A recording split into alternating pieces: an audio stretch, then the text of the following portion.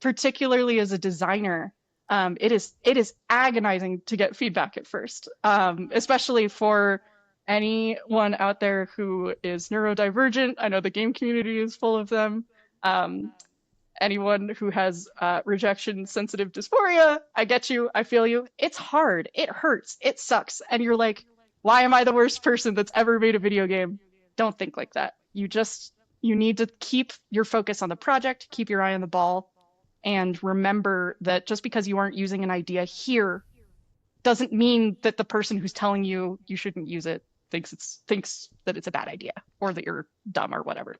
I will say also fill your life with hobbies that aren't just playing video games. Once you start doing this as a career, you will want to do it less in your leisure time. That's just a reality. And even if it's literally just I've been looking at a screen all day, I can't look at a screen anymore. Even if you love games, whatever, that will happen if you start doing this every day, all day. So finding things that bring you joy that aren't just games.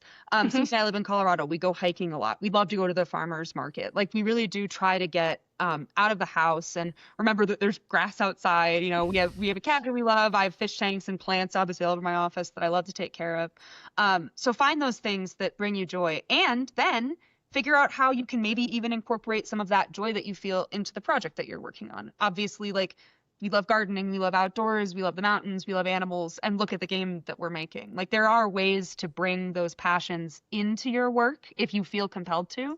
But personally, I also feel it's very important to have a place to go that isn't just games. And actually kind of included with that is sort of someone to talk to. Even before Cece and I worked together, it was so awesome to have a sibling who was in the same industry because if I got out of an 8-hour meeting and turned around and just burst into tears, Cece would be like, it's okay, let's go get ice cream, you know, and actually can empathetically like understand what you're going through, but can also provide that support. Like Cece and I lived together when Cece was in graduate school, and there were a couple late nights of, you know, let's go get ice cream or like, let's just stay up. I can help you with this. We can fix it together. Like, it is a hard field, especially if you're doing it by yourself, and having somebody around to not only get you through the hard times, but also to like experience all the really funny parts of game development with you is really important.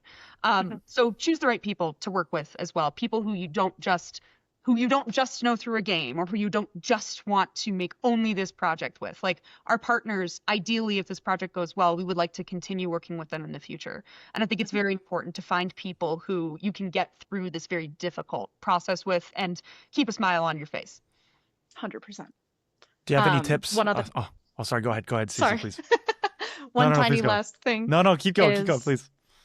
I think it is, as Aspen was saying, very important to find hobbies outside, and or outside of being on a screen.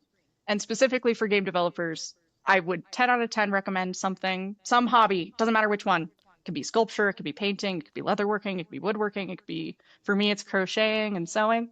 Um, Find a hobby where you make a physical thing, where you make a thing you can hold at the end of it when you're done.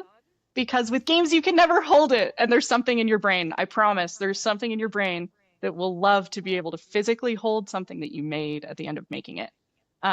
So I would highly recommend any hobby that produces a physical output at the end, specifically for game developers.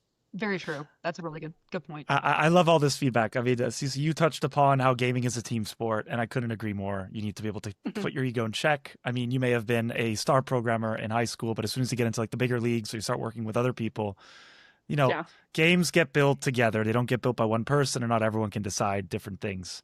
Aspen, you touched upon the idea that you need to do lots of hobbies because that also is going to inform how you design a game. Like the same way an artist, like if you're a good musician or you're a good painter, it's because you've gone out and you've experienced the world and you have something to sing about. You have something you want to paint.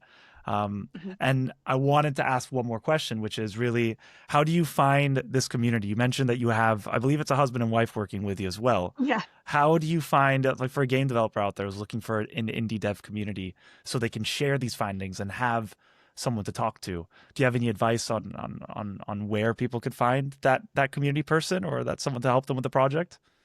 I would look local. Depending on where you are, the IGDA, the Independent Game Developers Association, may have a great chapter, especially if you're on either coast in the US. fantastic chapters. A lot of times organizations like that will organize like game jams or student showcases or things like that. Participating in game jams is a really good one. I would honestly just Google like game jam plus your city name, because that will also, game jams, if you don't know what they are basically like 48-hour create-a-thons where a team of like 5 people will spend 48 hours creating a game together, and then showcase it at the end of the thing. It's a great way to figure out if you like the job and also to figure out which part of the job you like. Like if you have been trying art for 2 years and you hate it, and then someone at a game jam says, hey, will you do the level design, and you do it and you love it, that's just, then you don't have to lose hope because you're actually a level designer, you're not an artist.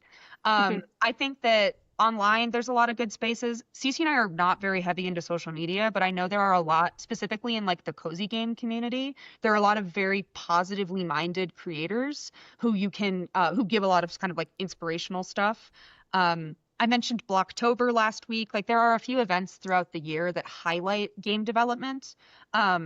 It is tricky. It is tricky to find a community, especially now. Everybody's very siloed, and a lot of indie studios our size don't have offices. A lot of bigger indie studios don't even have offices now. So it is about like, you kind of do have to take that initiative, unfortunately. Like it won't come to you. If it's something that means a lot to you to have that community, even if it's hard, even if you're not a very social person, you have to go out there and have the gumption to try to meet other game devs in your area, even if it's just posting something on LinkedIn or Instagram of, I live in San Diego, who in this area is a game developer.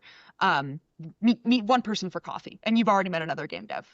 It is hard to build community when everyone's an introvert, but I do think that it's very important.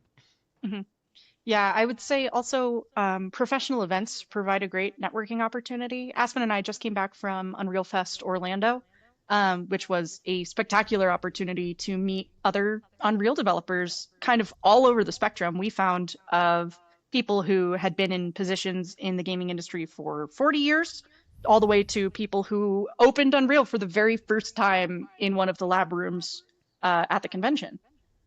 So those opportunities, I understand that there's a barrier of them being expensive. You have to buy a ticket to get in.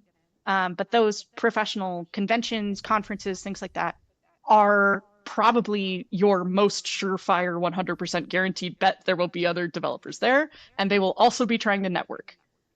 So I would say everything Aspen recommended is 100% accurate. If all else fails, buy a ticket to a convention, buy a ticket to a conference that is specific. Don't go to Comic-Con or something like that. Like, go to Unreal Fest, go to GDC, go to, something that is professional and concentrated on professional development in the area you're hoping to meet people, and you will meet people, I promise. The other place that I actually found a little bit of community was, as Aspen said, not much of a social media user. However, I was introduced to not personally, I haven't met them, a YouTuber called Alpha Beta Gamer, who has a Discord server where it's everyone from players to developers in the same server. It's a community made up of indie related folks because this Alpha Beta Gamer channel focuses on analyzing and reviewing indie games. So the community that's YouTube channel built kind of provided a through line to people that were already interested in that space, having a place to connect.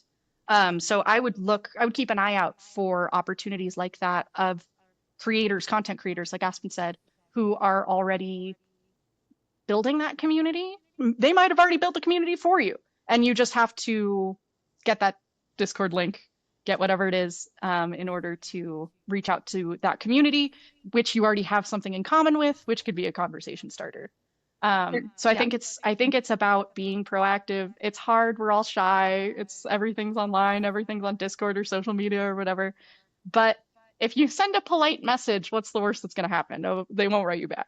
They're not going to be like, I can't believe you dared to write to me. Like, of course not. So just take it easy on yourself and put yourself out there a little bit.